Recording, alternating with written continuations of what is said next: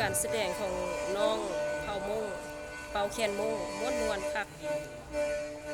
คนลาวนี่เฮ็ดบ่เป็นเด้อนี่แต่มงบ่อีหลีบ่ได้เห็นไหม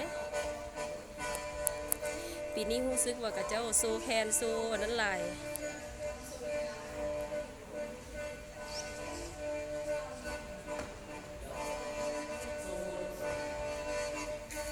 มีลวดลายลีลาได้นี่นะปีนี้เป่าแคนลาวก็เป็นเป่าแคนมงก็เป็นเด้อปีนี้อันตีขิมก็เป็นร้องเพลงก็เป็นหลายคนน้องมักมวนมักแสดงออกมักโซ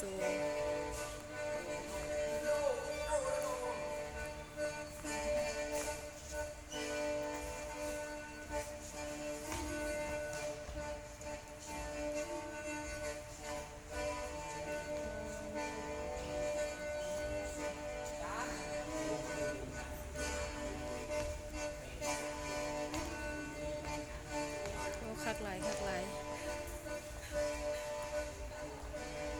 มีท่าเต้นจังหวะอีก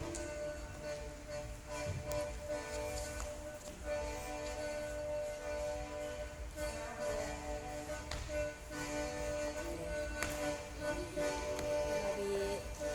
ลีลาการแสดงท่าของเขา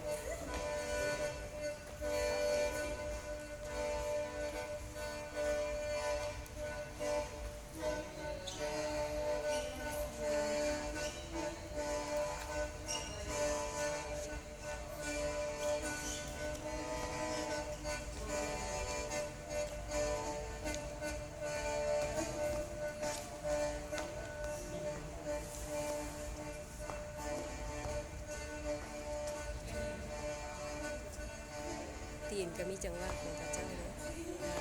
วางตีน